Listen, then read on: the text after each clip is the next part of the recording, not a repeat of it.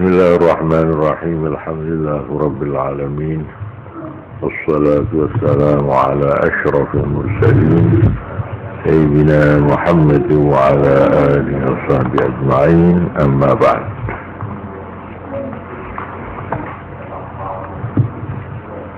Ibu-ibu, bapak-bapak dan saudara-saudara sekalian yang saya hormati, pada malam Jumat yang lalu saya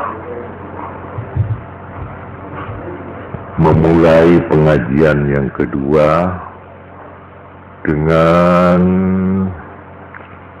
membicarakan masalah ketuhanan.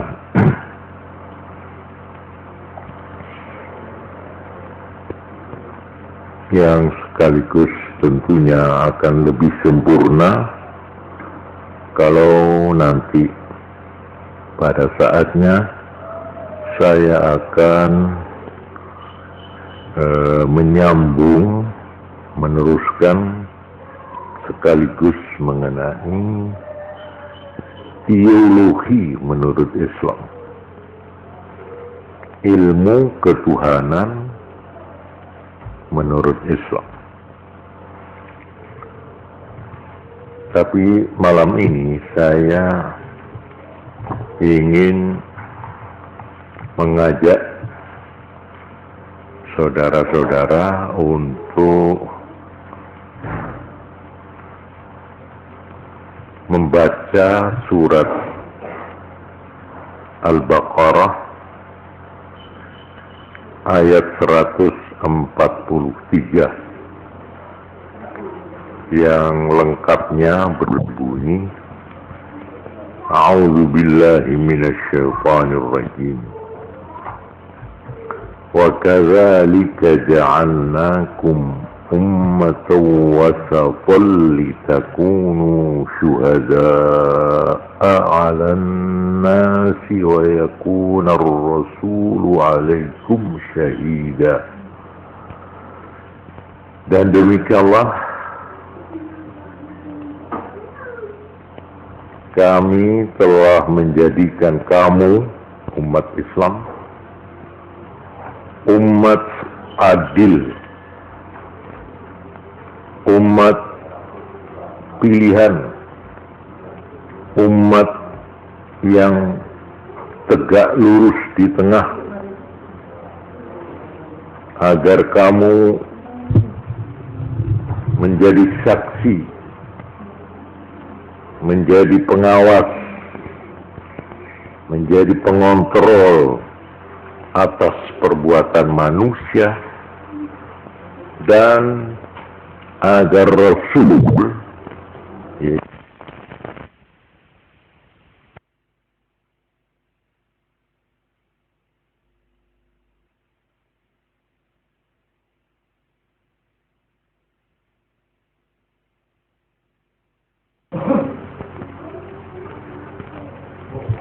firman ini ternyata mempunyai kaitan yang luas sekali.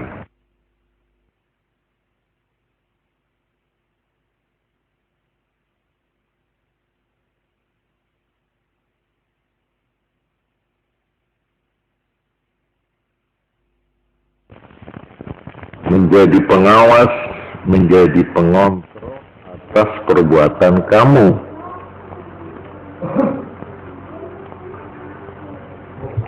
Firman ini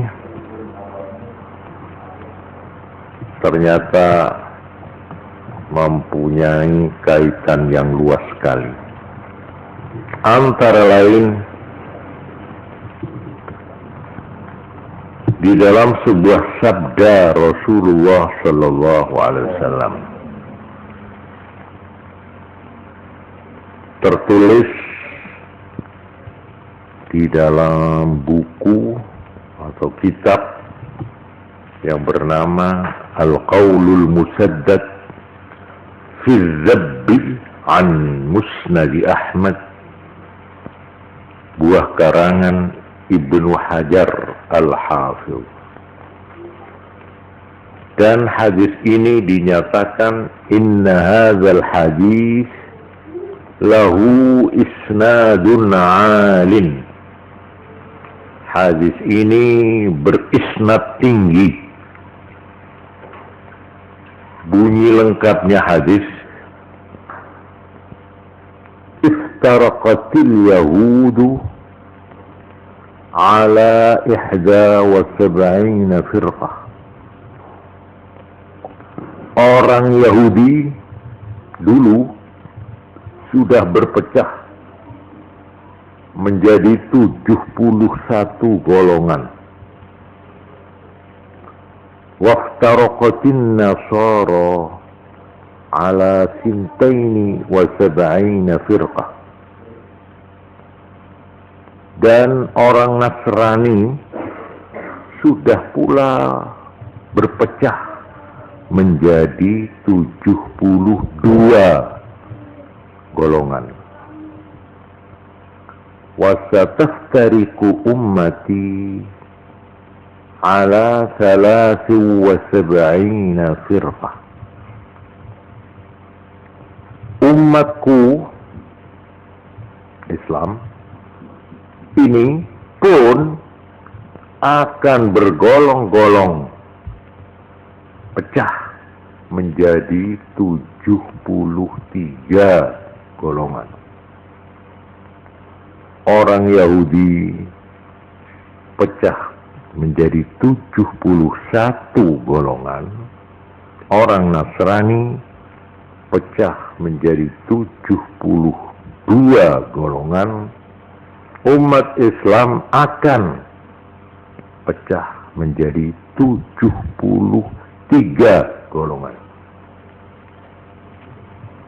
Ini merupakan tanabbu atau mukjizat Nabi yang menjangkau masa yang belum disaksikan Nabi, masa yang masih jauh yang akan terjadi. Ternyata di dalam sejarah Islam mulai timbul gejala-gejala atau fenomena dari hadis ini dimulai tahun 40 Hijrah, yaitu pada saat Khalifah Utsman ibn Affan, Khalifah yang ketiga. Kemudian beliau di dalam suatu huru-hara yang merupakan tragedi di dalam sejarah Islam. Beliau didemonstran oleh rakyat dari daerah-daerah provinsi waktu itu, satu dari Mesir, dua dari Syria, tiga dari Basrah, empat dari Kufah. Basrah dan Kufah ini Irak. Mereka berhasil dihasung dan dibakar oleh seorang Yahudi yang pura-pura jadi Islam. Orang Yahudi yang pura-pura jadi Islam ini telah berhasil mengobarkan fitnah dan tuduhan-tuduhan yang tidak patut ke alamat Khalifah Amirul Mukminin, sahabat Nabi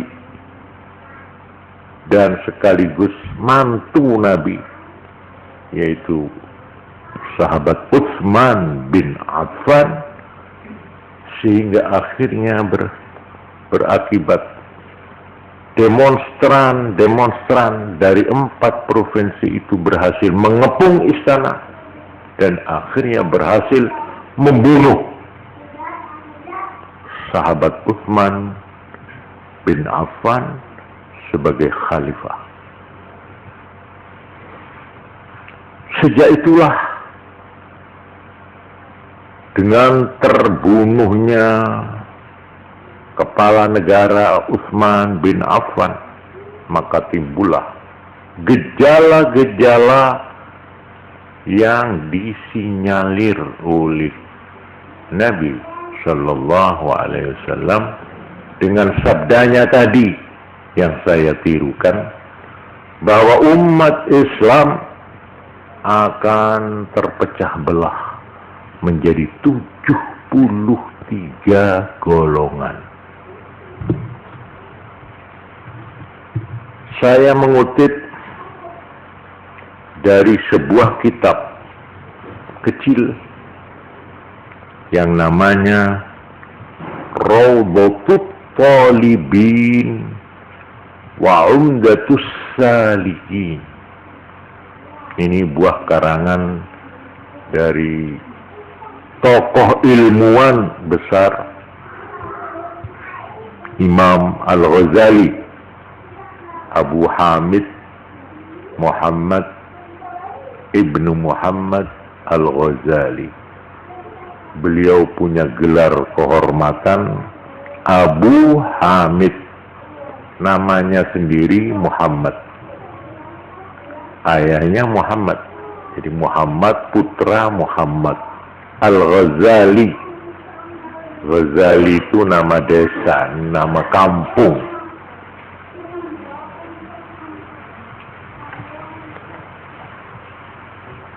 Di dalam buku kecil ini,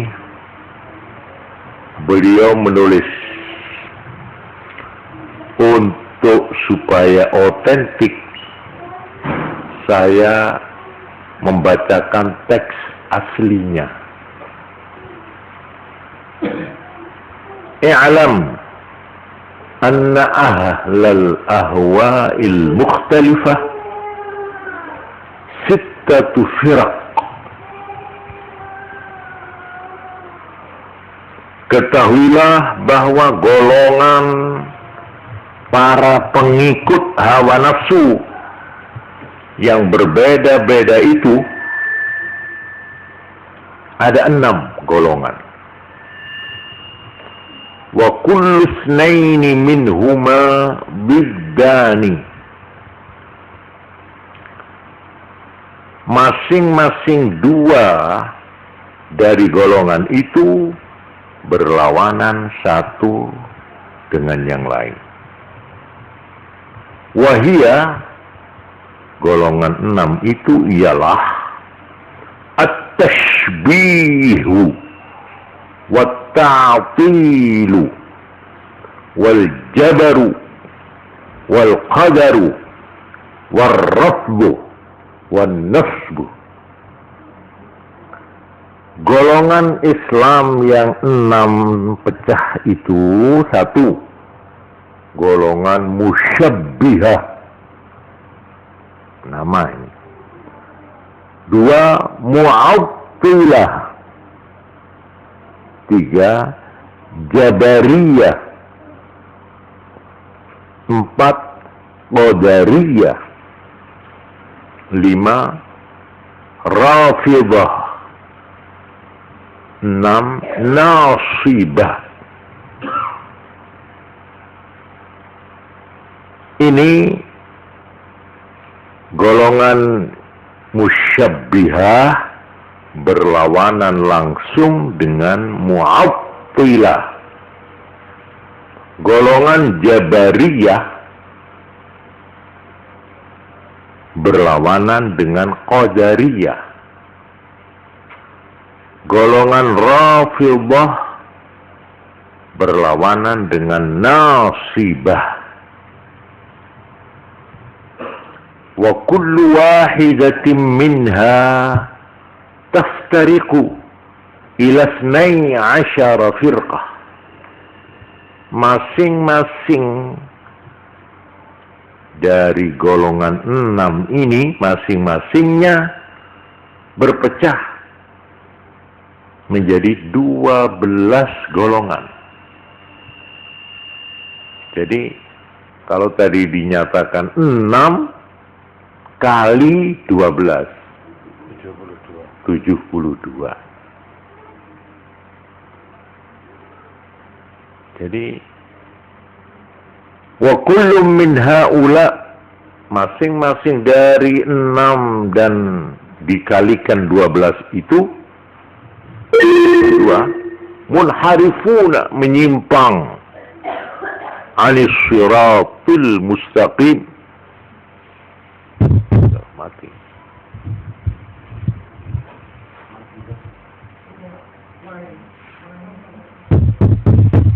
Kullum min haula, masing-masing dari semua tadi 6 kali 12 jadi 72. Munharifuna anis siratil mustaqim, menyimpang dari jalan yang lurus. Wal firqatun najiyah, golongan satu yang selamat, al-wasat, yaitu yang berada di tengah-tengah, yang tegak lurus di tengah-tengah. Jadi berarti 72 ditambah 1 menjadi 73, seperti yang disinyalir oleh Nabi itu. Wahum, siapa yang jalan tengah yang lurus ini? Wahum, yaitu ahlus sunnati wal jamaah, yaitu pengikut jejak Nabi dan pengikut mayoritas umat Islam. Ini ada kaitannya dengan hadis yang saya bacakan tadi. Sesudah beliau mengatakan, wasataftariku ummati ala 73 firqah, dan umatku akan pecah menjadi 73 golongan.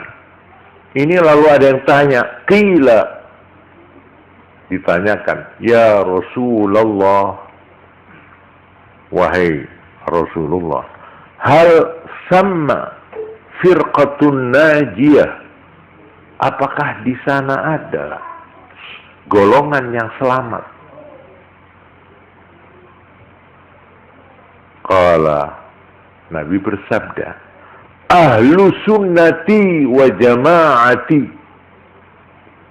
yang selamat itu yaitu pengikut sunnahku,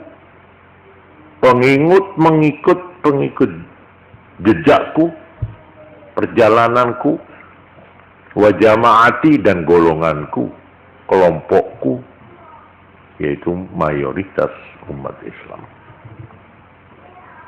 Nah, ini dikomentari oleh Imam Ghazali dalam buku kecilnya yang tadi saya sebut, yaitu buku Rawdatul Talibin wa Umdatus Salikin. Yang penting, inilah yang perlu kita simak, yang perlu kita jadikan pengajian malam ini. Penjelasan beliau berikutnya yang berbunyi begini. Fa'ammal firqatul musyabbihah. Nah, adapun golongan musyabbihah, golongan yang pertama, fa'innahum balaghu wa ghalaw fi isbatis sifat. Mereka ini berlebih-lebihan di dalam menetapkan sifat-sifat bagi Allah Subhanahu wa ta'ala, hatta syabbahu, sampai mereka itu menyerupakan Allah dengan makhluknya. Wajawazul intiqal wal hulul wal istiqrar wal julus wa ma ashbaha dzalik.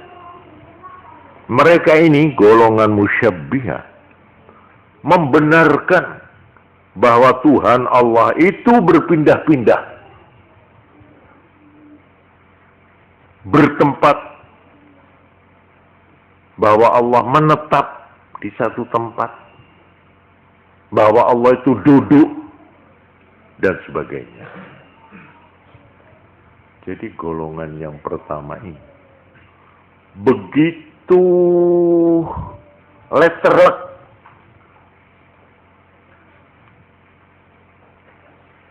seperti dalam firman Allah, Ar-Rahmanu 'alal 'arsy istawa, bahwa Allah Maha Pemurah itu bersemayam di atas aras.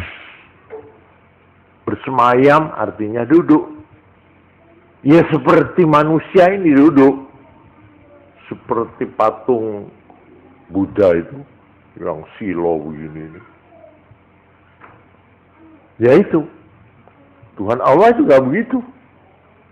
Jadi di sini tergelincirnya golongan Islam yang disebut musyabbihah, yang menyerupakan Allah dengan makhluknya.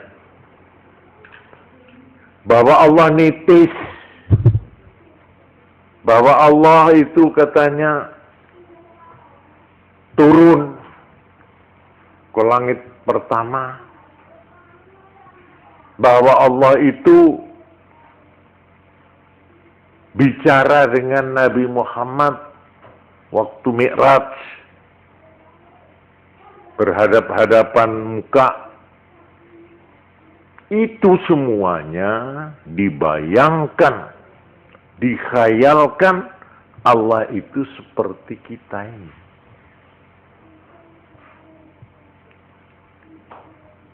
Di dalam firman memang ada yang menyebut yadullahi fauqa aydihim, tangan Allah di atas tangan manusia. Ini ayat Quran.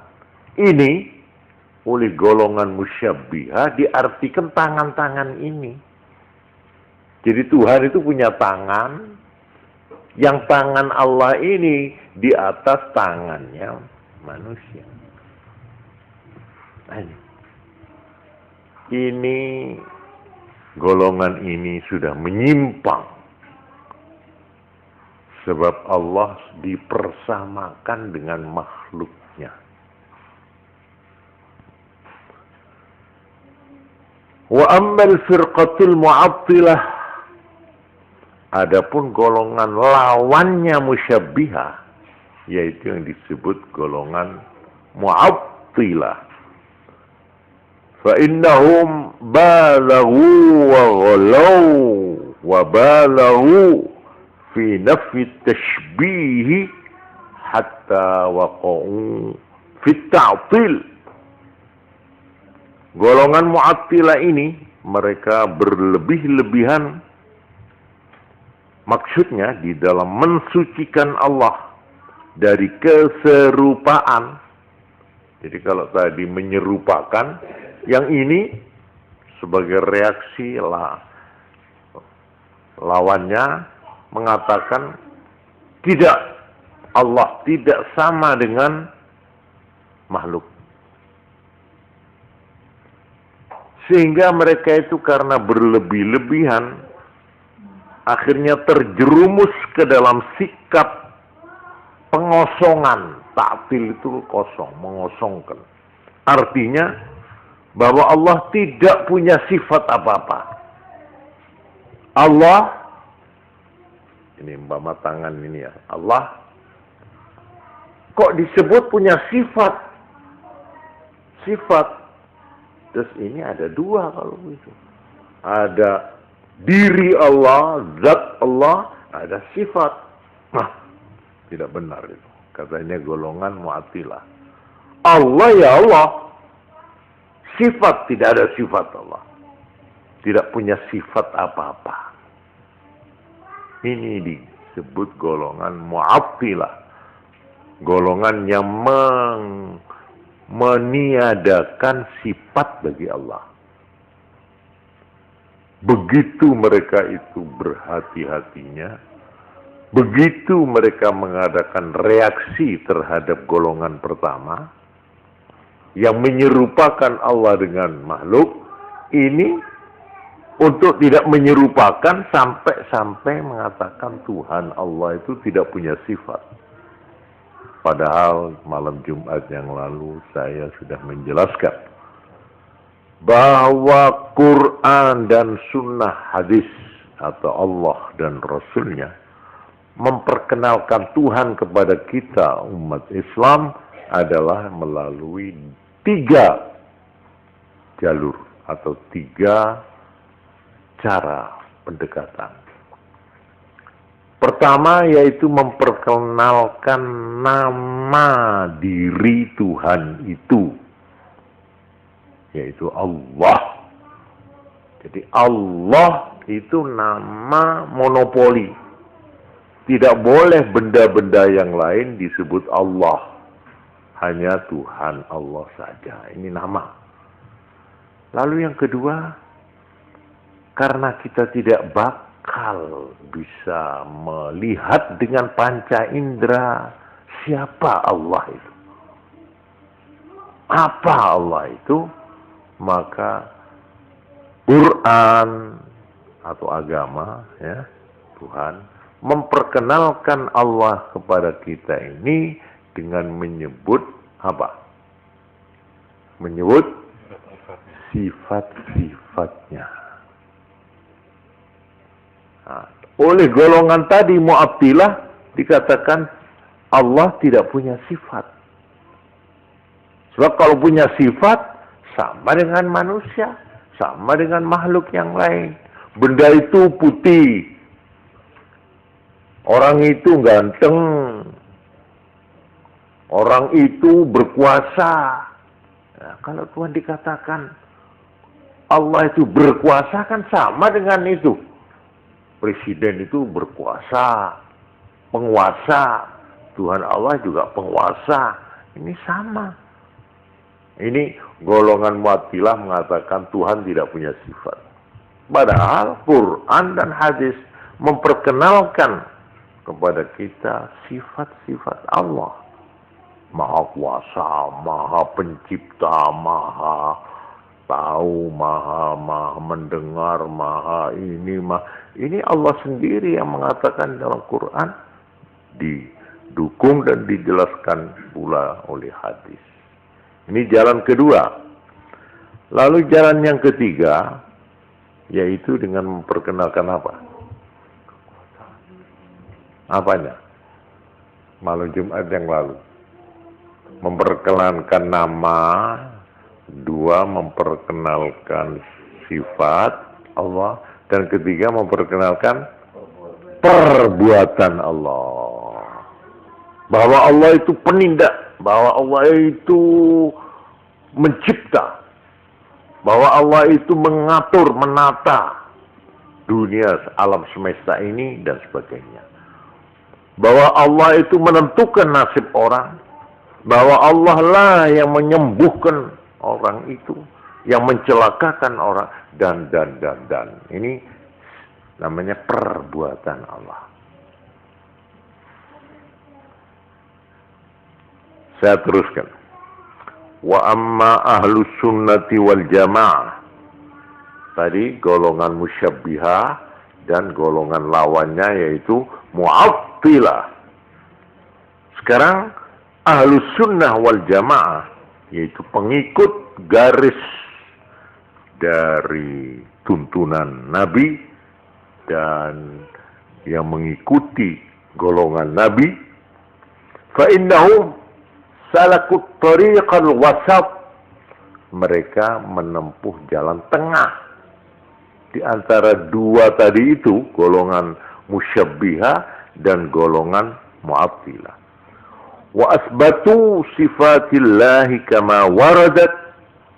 Mereka golongan ahlus sunnah ini meneguhkan, menetapkan adanya sifat-sifat Allah kama waradat, sebagaimana yang diterangkan dalam Quran dan hadis. Yaitu kita terima karena ini memang datang dari Quran dan datang dari hadis, dari Allah dan dari Rasulnya.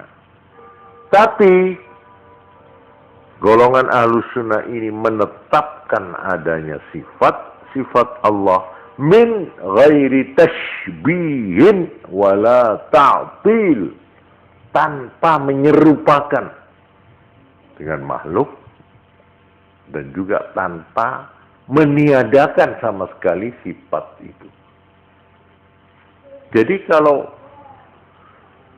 dikatakan Allah kuasa, lah presiden juga kuasa.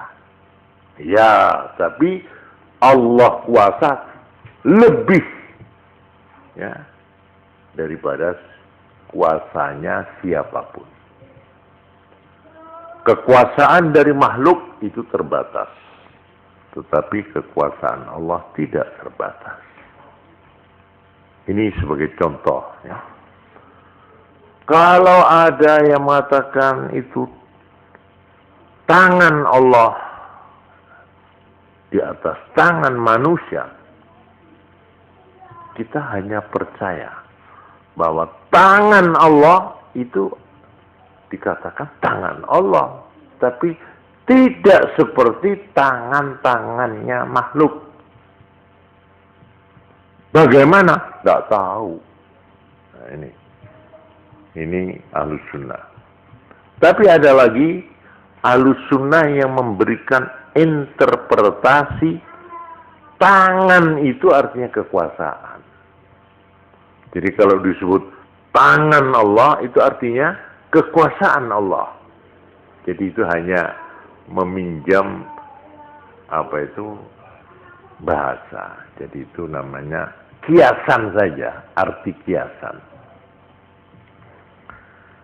Nanti saya mau bicarakan hal ini lebih lanjut dalam uraian tentang teologi, ya, ilmu ketuhanan menurut Islam. Kemudian ada lagi di sini keterangan golongan yang ketiga. Wa ammal jabariyatu wal qadariyah. Dua golongan yang berlawanan.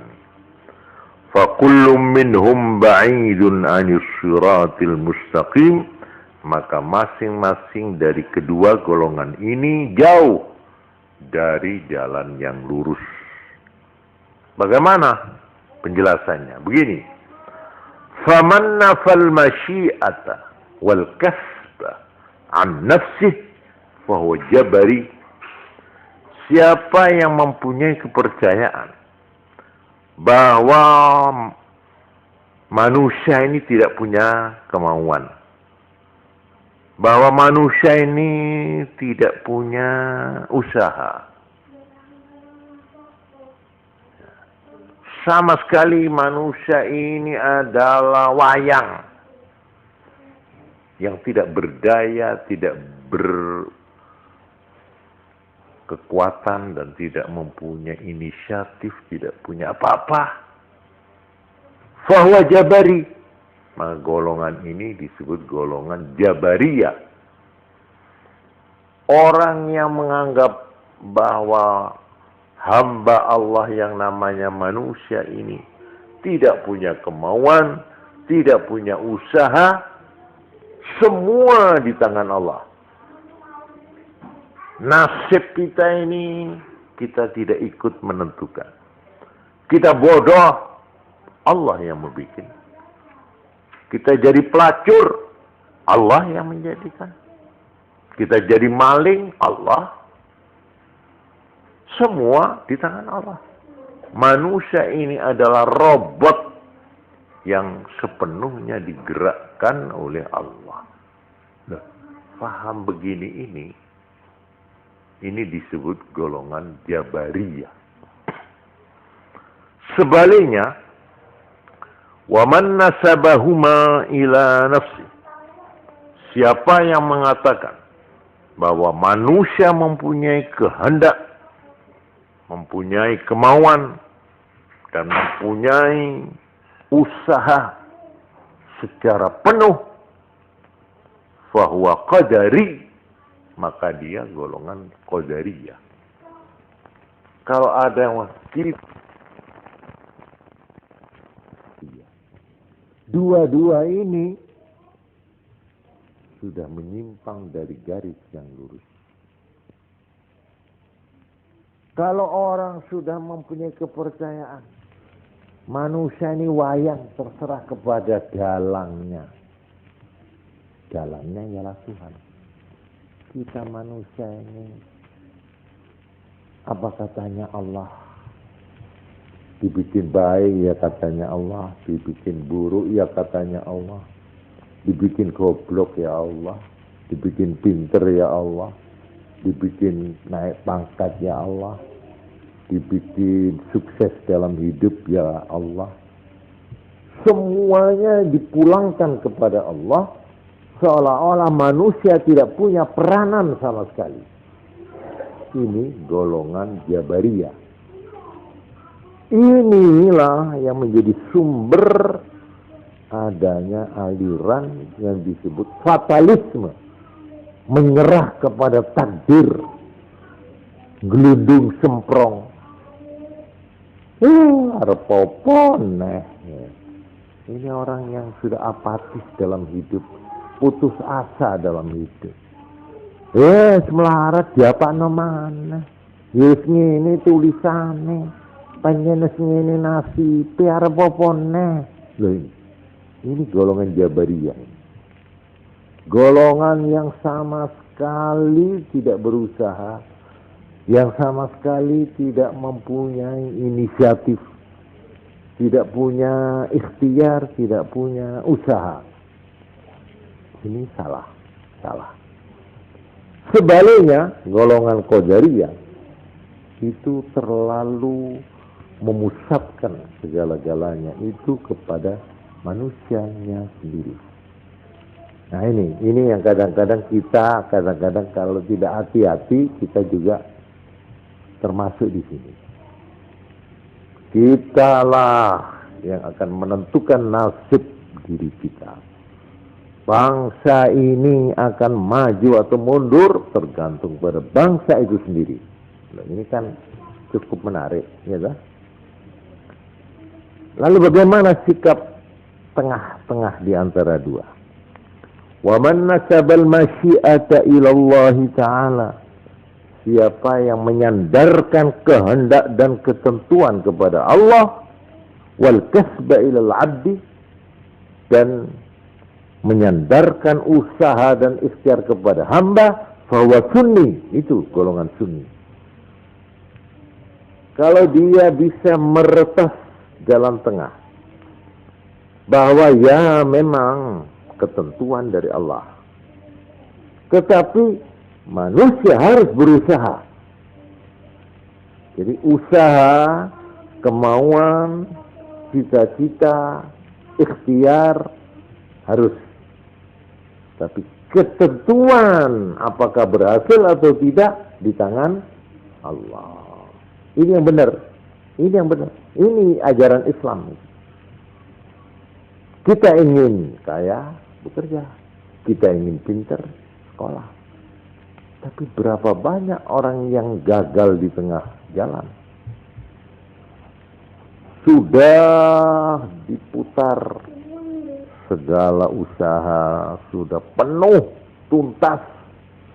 Menurut perhitungan, rencana itu sudah matang. Kalau negara, Repelita sudah teliti. Semua ahli-ahli sudah membuat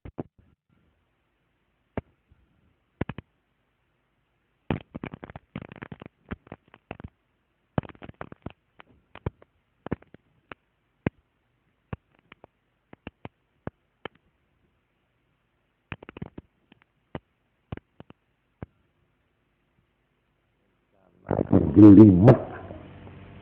Tapi apakah rencana itu semuanya berhasil seperti yang direncanakan?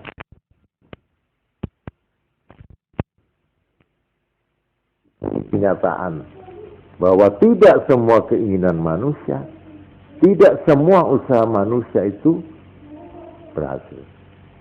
Nah, berhasil atau tidak adalah di tangan Allah. Karena itu, seorang mukmin, seorang Islam yang baik, itu harus selalu di dalam memulai apa-apa, di dalam bekerja dan berusaha, tidak boleh meninggalkan kata-kata insya Allah kalau dikehendaki oleh Allah. Mari, kita ke sana. Ya baiklah, insya Allah. Ayo kita dagang supaya berhasil. Sebab menurut perhitungan saya, ini begini. Ini berhasil, insya Allah. Nah, itu. Tidak boleh kita mengatakan pasti. Ini dilarang di dalam agama. Tidak boleh. Jadi kata-kata memastikan ini pernah Allah Subhanahu wa Ta'ala menegur Kanjeng Nabi. Karena Kanjeng Nabi ditanya oleh orang-orang Yahudi, ya, pendeta. Muhammad, kalau engkau memang Nabi, kalau engkau memang utusan Tuhan, coba jawab pertanyaan saya 3 ini. Apa? 1 tentang roh. Roh itu di mana, apa, dan bagaimana. Ini 1. Nomor 2, coba ceritakan kepada saya itu perjalanan seorang tokoh besar dalam sejarah yang bernama Zulkarnain, Alexander the Great. Coba terangkan. Yang ketiga, coba terangkan kalau memang betul-betul kamu ini nabi dan rasul. Coba terangkan tentang itu, pemuda-pemuda yang bersembunyi di gua, yang tertidur selama 300 tahun. Tertidur 300 tahun. Nah, itu memang, coba terangkan kalau kamu betul-betul nabi. Ada enggak itu pemuda yang berlindung dan tertidur selama 300 tahun? Nabi, ya ini nabi dengan meyakini bahwa Allah tidak akan membiarkan dia, ya. Beliau menjawab, baik, akan saya jawab besok pagi. Ini tidak sekarang, besok pagi saya jawab pertanyaanmu itu. Turun wahyu dari Allah menegur Nabi, hei kamu Muhammad, wala taqulanna li syai'in inni fa'ilun dzalika ghadan illa ayyasha Allah. Kamu jangan sekali-kali mengatakan pasti besok saya akan jawab, besok pasti aku akan berbuat. Jangan begitu, kecuali kamu beri embel-embel insya Allah, kalau Tuhan menghendaki. Nabi dapat teguran langsung karena beliau menjanjikan pasti besok pagi akan saya jawab pertanyaanmu itu. Ini kan soal mati hidup buat Nabi. Kalau dia tidak bisa menjawab, betul-betul jatuh ini. Kenabiannya, kerasulannya habis sudah. Bukan sekedar gengsi, bukan. Berakhir kerasulan kalau beliau tidak bisa menjawab. Nah, beliau mengatakan pasti aku akan jawab besok pagi. Ini dilarang, ya, dimarahi oleh Tuhan supaya menjadi contoh kita ini, ya. Kita tidak boleh mengatakan, ya Allah, utangnya kapan bayar? khawatir besok mesti tak bayar jam 3 persis. Gak boleh itu. Gak boleh. Gak boleh. Itu bukan sekedar basa-basi. Gak bolehnya itu. Itu betul-betul sampai Sayyidina Umar Ibn Khattab itu tidak pernah utang kepada orang. Betapapun terdesanya. Waktu ditanya, kenapa sampean kok tidak mau utang? Saya mau utang. Saya tidak tahu kalau saya akan bayar utang, apakah umur saya sampai kepada saat itu. Kalau saya menjanjikan, aku nyelih duit, engkau sore tak bayar, apakah umur saya sampai ke nanti sore? Saya belum tahu. Karena saya tidak tahu, saya tidak berani utang. Saya khawatir tersusul oleh ajal kematianku. Begitu kuat iman beliau ini, ya. Sehingga untuk masa yang akan datang sama sekali beliau tidak berani menentukan apa-apa. Tapi ya kita jangan seperti Umar, ya. Nanti kalau seperti Umar Ibn Khattab semua, tidak ada apa-apa nanti. Janji ini, ya apa? Sisa nang omah ya. Iya itu gampang. Sisa ya, tantani dulu ya. Ya, itu sebenarnya tidak boleh. Harus diberi jawaban apa? Insya Allah. Kalau dikehendaki oleh Allah, artinya dikehendaki itu ya umur saya panjang, gitu, atau kesehatan saya memungkinkan, atau tidak hujan, bapaknya ya, terus kalau mau bengi, kadang meledos bisa. Umpamanya itu kehabisan bensin, umpamanya ini yang punya mobil, lah kan tidak tepat. Padahal sini sudah metiti, wis motor kecil. Barang tengah jalan kerjaan bensin. Lah ngono kok boleh ngerti gitu loh. Karena itu dilarang kita itu mau menggagahi masa depan. Sesuatu yang belum terjadi, nah ini itu namanya masyiah, ketentuan dari Allah. Tapi kita kasih usaha ikhtiar harus. Nah ini yang benar. Ini ajaran Islam yang benar. Tapi kalau orang itu lalu gelundung semprong, ya apa kan tidak usaha? Aku just, pancen jatah apes aku. Lah kok jatah apes ya? Lah dagang bako ya bro, dagang pindang ya mambu, dagang iki, wis pokoknya aku itu dinasib pengenan ngene iki wis. Ya, tidak boleh, tidak boleh. Ini disebut aliran apa tadi? Jabariyah. Jabariyah itu merasa tidak punya peranan apa-apa, segala-galanya ada di tangan Allah, Tuhan. Tapi sebaliknya, ini yang kita kadang-kadang, terutama yang muda-muda, untuk memberikan self-sugesti, untuk memberikan dorongan yang kuat, pasti berhasil. Hancur kan matak. Pokoknya omong tuh koyok-koyok ning ngarepe irung gitu. Ini rencana, sama ini jangan ragu-ragu ya. Ini usaha saya ini sudah keluaran fakultas ekonomi. Kan iki matematikane wis pas. Dua ini pasti jangan khawatir. Di bandane.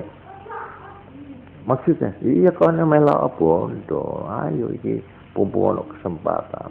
Biar 3 juta wis ya kene. Wis dikumpulno. Koyo yo lah kok jebul oleh dina rong dina dikemplang wong. Arah kan ngono piye?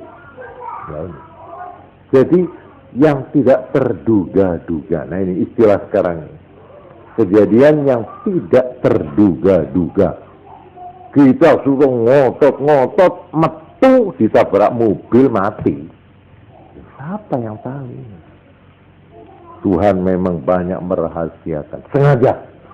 Supaya kita ini jangan medita-mediti. Seolah-olah Kitalah yang berkuasa di atas kehidupan.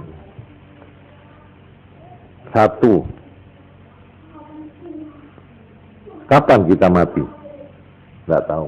Iya? Kapan kita mati? Tahu? Jangankan mati, Pak. Kapan kita tidur? Tidak tahu.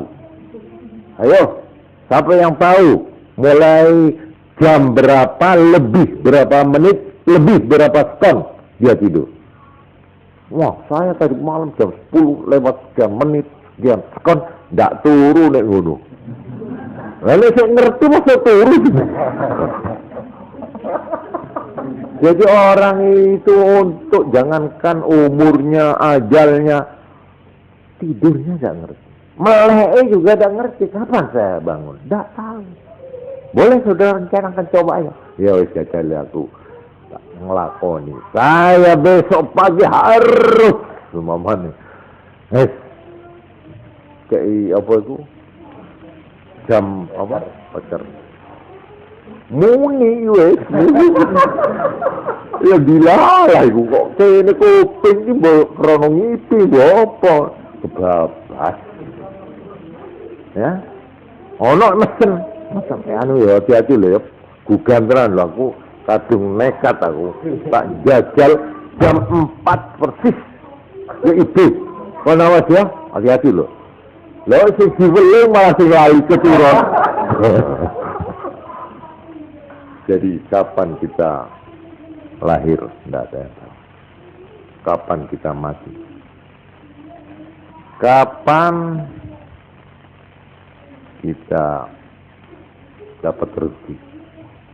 Tidak ada yang tahu. Kapan saya dapat rezeki? Apa dikira rezeki itu di pasar? Kalau tidak boleh pergi ke pasar. Kalau memang tempat rezeki di pasar. Sama ada orang yang durung ada orang itu sudah masuk di pasar. Semua orang kosong sudah pulang, dia belum pulang. Ditanya hasilnya, tahu, rugi ya. Jadi tempat rezeki itu tidak ada yang tahu. Lero rebutan kok. Lero rezeki itu di kolong. Enak, tidak ada yang tahu. Kadang-kadang metu teko omah ada orang leluhur loh sama nokulan ini tadi teng kantor nih kantor CV kantor PT nopo loh ini enggak sing bagian anu nang gini kulon iki wonten barang ya. Walhasil di luar dugaan di muka pintu rumah kita mengadakan perjanjian dengan orang itu seketika jadi 200.000 untungnya. Nah, omong ini tak baleni sisa apa ya iso? Gak bisa. Ini kebetulan namanya. Nah, soal-soal yang kata orang Belanda dikatakan toevallig, kebetulan katanya. Di dalam kamus Islam tidak ada kebetulan. Semua sudah ditentukan oleh siapa? Allah. Bahwa kamu jadi jodohnya ini Allah. Wah, kebetulan aku sabune pedhok emas iki ya kebetulan. Aku iki pas udanan kuno duwe payung. Aku iki kepeksa ngampung payungnya lho kok terus jadi bojone. Itu kebetulan itu. Tidak ada rencana dari rumah saya tak ndolek wong sing duwe payung supaya saya jadi istrinya, tidak ada. Angan-angan begitu tidak ada. Jadi yang namanya kebetulan itu sebenarnya nggak ada dalam. Jadi kita harus memupuk kepercayaan ini, ya, bahwa saya menjadi teman bahwa saya pergi ke sana tidak ketemu orangnya. Saya di tengah jalan yang saya cari sebulan yang lalu ketemu. Alhamdulillah, sudah sebulan saya cari sampai. Ini kita jangan melupakan syukur pada Allah. Sebab itu sebenarnya Allah yang tidak ada barang bergerak di bumi ini. Tidak ada barang yang diam di bumi ini di luar pengetahuan Allah. Tidak ada. Karena itu, kalau kita sudah punya tekad keyakinan yang mendalam begini, kita tidak was-was menghadapi hidup. Aku ikut bertempur di tengah desingan peluru. Kalau Allah belum menutup usiaku, aku akan pulang. Tapi biarpun aku tidak perang, berapa ribu orang yang mati di atas ranjang. Apa lalu kita takut tidur di atas ranjang? Karena orang selalu yang banyak itu, mayoritas orang mati itu di atas gerdin. Apa lalu kita tidak tidur di atas gerdin? Sudah enak ya. Mbahku biar mati ning kene. Mbahku ya ning kene, anakku ya ning kene ning gerdin. Jadi aku tak ning nduri klopo ae. Gak ada orang yang sinting begitu itu. Tapi kalau orang beriman, tak soal. Berapa ratus kejadian lalu lintas, kecelakaan, tabrakan. Tapi kalau orang beriman, tidak usah was-was. Naik pesawat, naik kereta api, naik Honda, bismillah. Karena itu kalau mau naik apa-apa, Kanjeng Nabi dawuh. Nek kon njaluk selamat ya, nek mau nek arep lunga ki maca iki. Ya apa? Bismillah. Tawakkaltu 'ala Allah. Wala haula wala quwwata illa billah. Terutama supir. Kudu. Itu mesti nubruk paling enggak. Mesti nubruk mati. Ya nubruk tapi tidak mati. Lah gitu loh. Itu penting itu buat orang yang punya SIM. Jadi ini SIM dari Allah. SIM dari Rasulullah. Nek kon arep lunga-lunga ya dadi supir utawa dadi penumpang. Maca iki. Bismillah tawakkaltu 'ala Allah wala haula wala quwwata illa billah. Gampang itu. Ya. Bismillah. Monggo ditutno kula. Bismillah. Tawakkaltu 'ala Allah. Wala haula wala quwwata illa billah.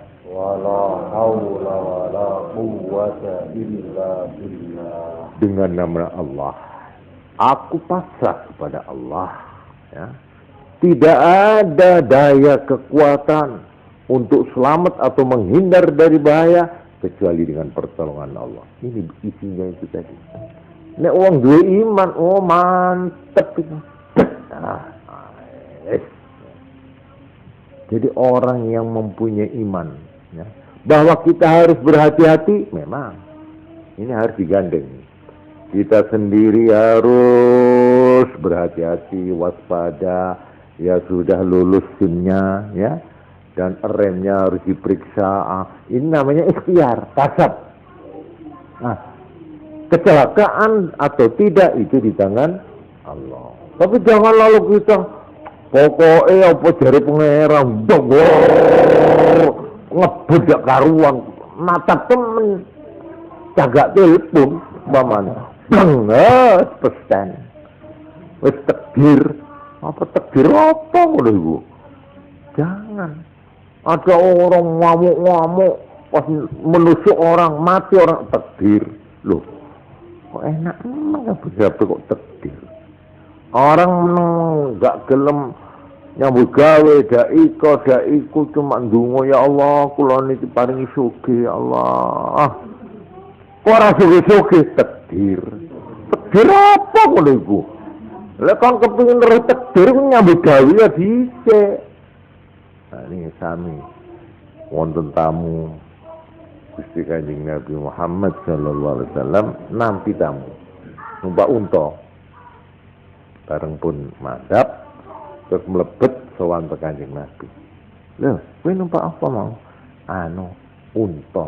Lah untamu ndi? Aku lecul teng latar niku. Napa terus ya Allah ya. Hah? Kanjeng Nabi rojok mlenggong. Apa? Nggih napa terus ya Allah. Ora kok kencang. Betul. Kanjeng Nabi terus metu. Akhirnya diambil ontanya itu terus diikat. Saiki tawakal nang Allah. Jadi kita harus usaha, harusnya diikat. Sudah diikat baru tawakal. Jangan dilepas sepeda aja dikunci. Ndak iso cari ini wis. Apa cari ini Allah. Tak kenal wong Islam ngono iku dudu wong Islam niku. Dudu Islam sing sempurna maknane ya. Pamane lawange ndak dikancing. Napa terus sih? Tawakal. Ndak dikunci kabeh. Wah, akhirnya antara dikasih. Ditakoni ngendi apa kecolongan wis pancen takdir Allah. Lho ndak kenal, ndak ilok ngono. Dikancing, dikunci. Turu. Kene kok dibandrek ya mbok. Kok iso ae lho. Lah wis ikhtiar wis, lho. Nah, itulah. Jadi inilah yang penting kita kalau ingin mengikuti agama Allah, ingin mengikuti jejaknya Rasulullah di dalam semua gerak-gerik kita. Baik kita sebagai individu, sebagai perorangan, maupun kita sebagai kelompok unit kecil yang namanya rumah tangga, maupun kita sebagai bangsa dan negara, jangan lupa ini. Usaha harus dari kita sebagai hamba, tapi yang menentukan adalah Allah. Dengan begitu, kita harus mengendalikan akal, mengendalikan otak, mengendalikan tenaga, dan sebagainya. Tapi jangan lupa memohon, berdoa kepada Allah. Ini anaknya dididik, sekolah nih, dibandani, ini. Karo disuwune. Ya Allah, nek bersalat, Mas. Anak kula namung setunggal nih, Gusti.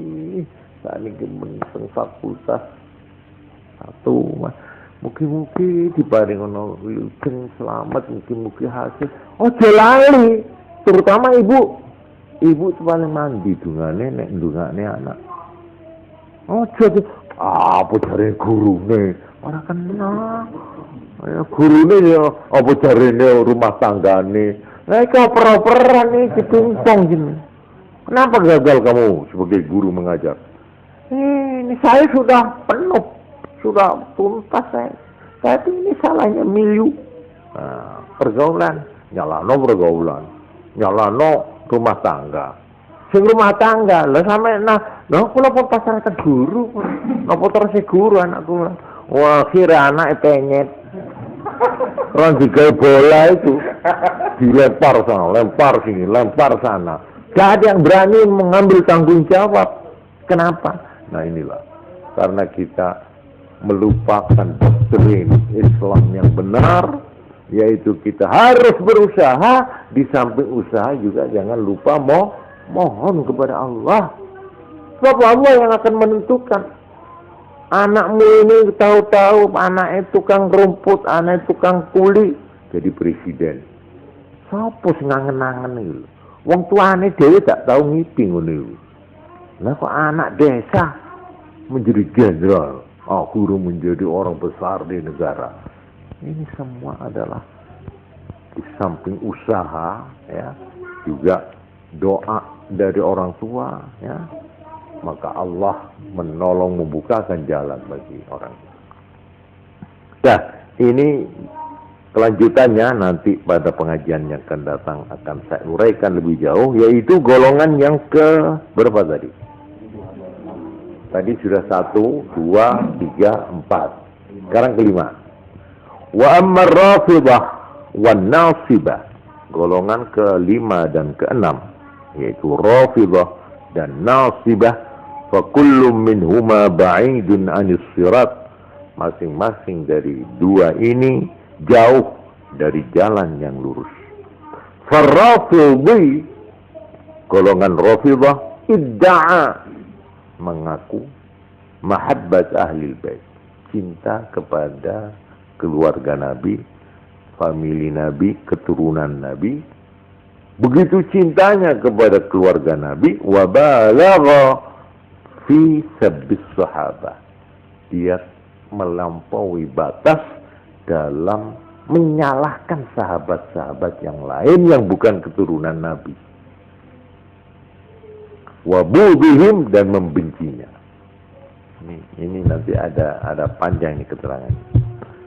Ada sekelompok umat Islam yang begitu mengagul-agulkan Nabi dan keturunannya, yaitu Sayyidina Ali. Untuk Sayyidina Ali itu mantunya. Anak Nabi yang punya keturunan itu anak perempuan, Fatimah. Yang lain tidak ada.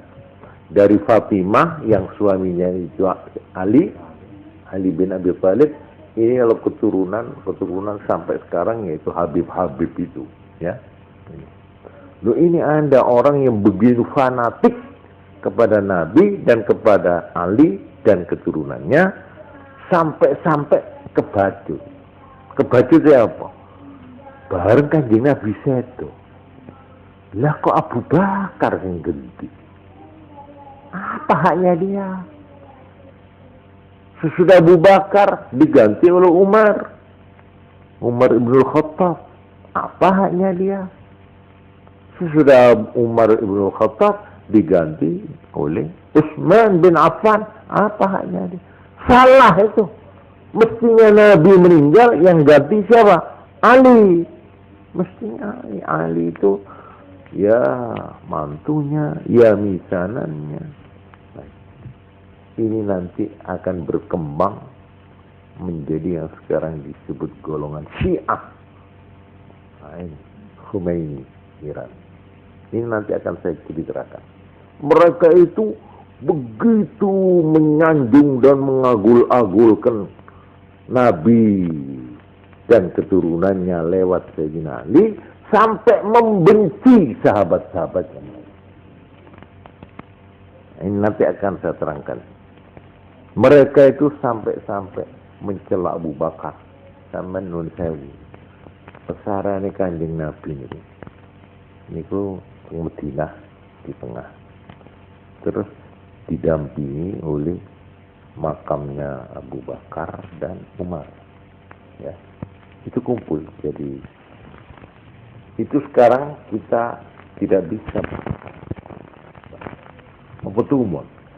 Abu Bakar dikatakan kafir, Umar dikatakan kafir karena dia kelewat apa? Kelewat cinta kepada Sayyidina Ali. Ini golongan namanya Rafidhah. Sebaliknya wan Nasibiyyu balagha fit ta'assub min jihati sahabat. Golongan Nasibah ini begitu fanatik kepada sahabat-sahabat itu, hatta waqa'a fi adawati ahli al-bait, sampai mereka jatuh terjerumus memusuhi keluarga Nabi. Nah, ini sebaliknya tadi, wa nasaba Aliyan radhiyallahu an ila zulmi wal kufr. Ini kita begitu berdiri bulu roma kita kalau melihat ini terjadi sejak tahun 40 Hijrah. Nanti akan saya dongengkan supaya kita tuh melek. Kenapa umat Islam ini kok bermacam-macam? Malahan sekarang Irak dan Iran ini perang, dan perangnya ini rupanya dari pihak Iran. Kenapa dia tidak mau menghentikan? Padahal semua minta. Ini orang tidak tahu bahwa Iran ini didukung oleh satu doktrin, suatu ajaran, yaitu ajaran Syiah. Apa Syiah? Nanti saya terangkan bagaimana pendiriannya terhadap orang yang dianggap lawan. Itu tidak ada kompromi. Tidak ada kompromi. Nah, sekarang wa amma ahli sunnah, golongan yang tadi tengah-tengah, fa innahum salakut tariqal wasat, mereka menempuh jalan tengah. Fa ahabbu ahlal bait, mereka menghormati dan mencintai keluarga Nabi. Wa ahabbu sahabah, dan juga serentak dengan itu juga mencintai dan menghargai sahabat-sahabat yang lain. Sama-sama kita hargai. Kita cinta kepada Sayyidina Ali, kepada Fatimah, juga kita cinta kepada Abu Bakar, Umar, Utsman, dan sahabat-sahabat yang lain. Wa hafizallahu ta'ala alsinatahum minal waqi'ati fi ahadin minhum, Dan Allah memelihara lidah mereka ahlu sunnah dari ngomong tidak baik, mencela salah seorang di antara sahabat-sahabat yang manapun, illa bilhamdi wassana'i alaihim, kecuali dengan memuji dan menganggap baik kepada mereka semuanya. Falillahil hamdu wal minnatu wassyukur. Ini tulisan dari Imam Ghazali dalam kitab itu. Ini buat saya penting ini untuk diketahui oleh kita, sehingga kita jangan pusing melihat keadaan di kanan kiri ini. Kenapa umat Islam ini mempunyai pendirian yang berlain-lain? Nah, ini. Saya terus terang selalu mensinyalir hal ini. Kenapa terhadap Pancasila umat Islam ini mempunyai sikap yang berlain-lain? Nanti akan saya uraikan insya-Allah pada pengajian yang akan datang. Ya. Tapi saya memang sengaja mengajak sampean, mari sedikit mendasar kita melihat di mana sumbernya, di mana letaknya, dari mana asal mulanya. Nah, asal mulanya justru sinyalemen dari Rasulullah sendiri, ya, di mana Nabi mengatakan besok umatku akan menjadi pecah menjadi berapa tadi? 73 golongan. Ya. Nah, sabda ini ada dua yang perlu dicatat. Pertama, bahwa Nabi menyebut ummati sataftariku, ummati, umatku. Lu artinya masih dianggap umatku. Jelas ini ya.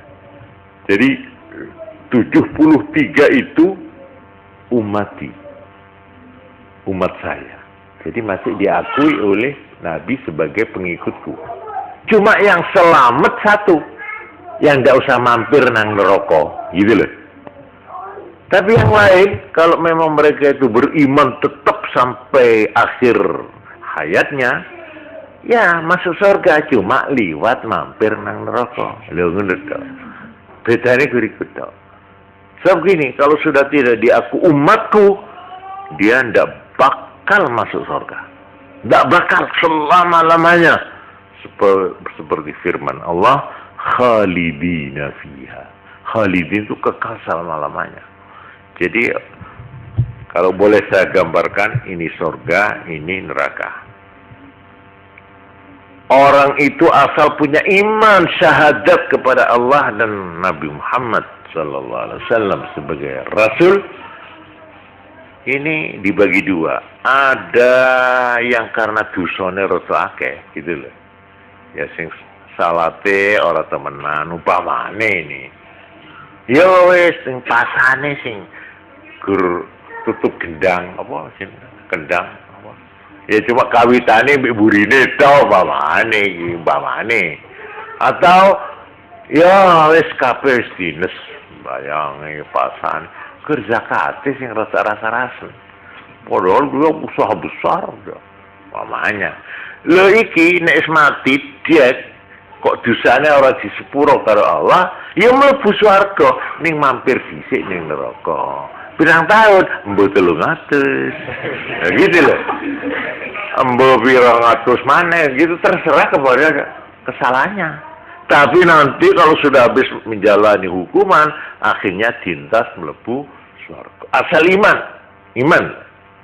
Tapi nek wong tidak iman, tidak percaya nang Allah, tidak percaya nang Rasul, langsung neraka gitu. Neraka kasih salawase ning kono, tidak iso munggah maneh.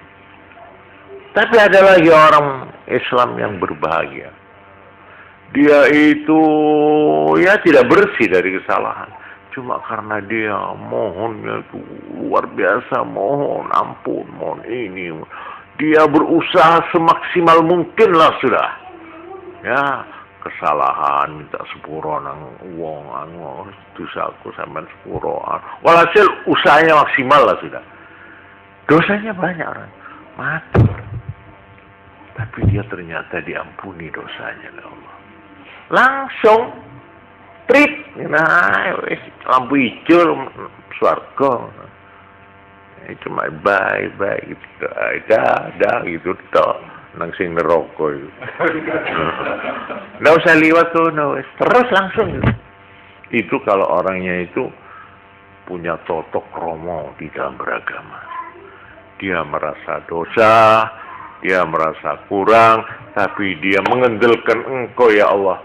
Sejelek-jelek aku hambamu ini, aku masih punya Allah, Tuhan yang paling baik, yang paling pengampun. Betapapun besar dosaku, masih lebih besar rahmatmu ya Allah. Ini totok romo ya. Betapapun aku telah melakukan kesalahan, tapi Engkau ya Allah, permohonan makhlukmu yang paling jelek kamu terima, yaitu iblis. Iblis itu diterima permintaannya. Waktu dia minta kepada Allah, Allah, kalau saya sudah ditulis begini, perkenankan, saya minta satu saja. Apa? Berilah aku umur yang panjang, jangan aku matikan sampai hari kiamat. Saya sepanjang hidup di dunia tidak mati-mati. Saya tidak akan berhenti siang malam, setiap saat, setiap detik akan membalas dendam kepada anak keturunan Adam ini. Ini diterima, ya Allah. Baik, permintaanmu untuk saya verleng umurmu. Jadi iblis tidak mati-mati. Iblis yang gudo Nabi Adam sampai sekarang ini ketemu kita itu.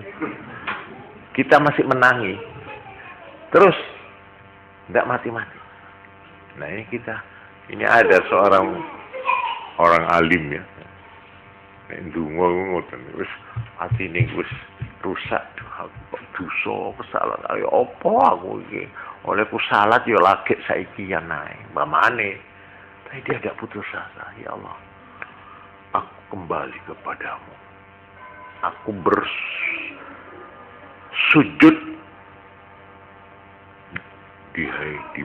di bawah kekuasaanmu. Engkau terima atau tidak, aku datang kepadamu.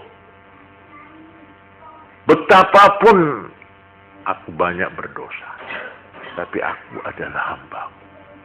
Sejelek-jelek aku adalah hambamu. Iblis laknat yang paling terkutuk, masih engkau terima doanya ya Allah. Waktu dia minta umurnya diperpanjang. Masakan gitu lah ya. Seperti orang seperti saya tidak mengaku baik. Tapi kalau dibanding iblis, saya sedikit lebih baik. Lu iblis ngoten niku penjenengan tampi dungane. Mosok tiyang kados kula niki nggih rodok memper tah sithik. Memper yang saya. Mosok penjenengan tolak ya Allah. Putuh kula nek mboten dispun tentang penjenengan. Dadan sinten malih kula niki. Pelayan kula teng pundi? Kula niki pun dimoi pemerintah moh teng kula koruptor. Masyarakat pun moh teng kula niki. Kula niki pokoke kali keluarga kali sinten pun mboten diakoni kula niki. Saking amoe kula. Lah nek kabeh-kabeh mboten ngakoni, lah sing panjenengan mboten ngakeni, teng pundi kula mlayu niku sambil menangis diterima orang itu diterima. Wong nek rumangsa salah lan arep nglereni dilus-lus karo Allah. Allah itu Maha Murah, Rahman Rahim itu lebih daripada seorang ibu. Seorang ibu anaknya yang nakal, yang dugal, yang sudah menyakiti hati, akhirnya diusir oleh ibu. Anak ini 10 tahun kita kehilangan anak. Akhirnya satu waktu datang. Dia sudah compang-camping, borokan kabeh, kurus kerik. Datang di muka pintu, ada ibunya. Sapa kowe? Kula anak sampeyan tuh rumiyin sing anak kurus kering pucet kado. Gudeg tok mamane wis compangnya. Saya tanya sama ibu, Kira-kira sampean usir apa sampean terima anak? Hah? Terima coba. Nek bapaknya aja ditakoni. Bapak itu rada mentalan. Tapi nek ibu gak mentolo. Masih anak itu biar tahu nempeling nabok ibuke. Wis dah ngelarakne hati. Hilang 10 tahun balik kurus kering compang-camping. Dia lalu mencium di telapak kaki ibunya. Bu, injaklah kepalaku, Bu. Kencingi ludahi aku. Aku memang anakmu yang durhaka. Tapi aku akan kembali padamu, Bu. Aku mohon ampun. Coba, tega ndak ibu kira-kira. Aduh, itu Allah lebih dari ibu. Betapapun dosamu, kalau kamu betul-betul mau kembali kepada Allah dengan penuh kesadaran, sikap Allah kepadamu melebihi ibu tadi. 10 kali lebih daripada ibu itu akan diterima. Karena itu, kalau orang berdosa betul-betul bertobat dalam arti menyesali perbuatan yang lalu dan menghentikan perbuatannya hari ini dan tidak akan mengulangi lagi dosanya, maka setiap yang namanya tobat itu yang diterima, maka orang yang tobat itu seperti tidak punya dosa sama sekali. Itu betul. Nabi itu bersabda gitu. Numpuh kaya apa dosamu, ya. Nang Gusti Allah lho nggih. Tapi nek nang menungso kudu njaluk halale. Niku bedane. Nek salah kepada orang, ndak cukup diwacakno Fatihah doa mbamane nggih utawa kirim surat halal bihalal. Semua kesalahan saya yang lalu dan yang akan datang, mohon maaf. Lho kok enak men ya opo? Dosa saya yang lalu dan yang akan datang. Apa iso niku? Niku guyon niku. Betul cukup betah di sepura. Barang sampean rumin katut teng kula semanten. Kula badhe mangsulaken kompeten kathah. Terus pundi niki? Oh, ampun Mbak Yu pun kesane pun kula pun lilo lho niku syarate. Pun ilang pun bisa panjenengan. Tapi nang Gusti Allah boten usah dadak balekno ngoten pun. Asal telu. Syarate wong njaluk di sepuro dosane nek duwe salah nang Allah lho. Nomor 1 menyesali yang sudah betul-betul menyesal kesalahan yang lalu. Ini satu. Harus penuh kesesalan. Yang kedua, ikhlas. Ikhlas itu mencabut seketika, menghentikan kesalahannya. Yang ketiga, untuk tidak mengulangi lagi. Kalau ini, insya Allah. Tapi temenan pun kayak cuma guyonan itu. Astagfirullahaladzim, astagfirullah, jaluk sepura, nang Gusti Allah, sing ngempun, sakniki, sing badhe dugi, astagfirullah. Lah kok enak gawe guyonan iku, mboten kenging. Ngelane wonten setunggal wali wedok. Rabi'ah al-Adawiyah. Niku nek muni astagfirullah, aku njaluk sepura. Istighfaruna ya Allah. Yahtaju ilal istighfar. Kita minta ampun kepada Allah itu masih membutuhkan minta ampun. Kok lancang sekali aku minta ampunan pada Allah. Jadi olehku njaluk sepuro aku kudu dijaluki sepuro. Jadi njaluk sepuro karena aku njaluk sepuro nang Allah. Itu artinya takut dia tidak sungguh-sungguh bertobatnya. Nah, ini saya akhiri sekian saja dulu. Ya, ini kalau terus-terusan ini lali nanti. Ini sudah larut ini, saya minta maaf ini. Selalu pengajian itu kadung ya apa ini seperti ya apa asik apa lupa namanya ini. Jadi saya akhiri sekian saja. Kurang lebihnya saya mohon maaf. Assalamualaikum warahmatullahi wabarakatuh. Waalaikumsalam. Para pendengar yang kami muliakan, berikut ini marilah kita bersama-sama meresapi pengajian pada tanggal 19 April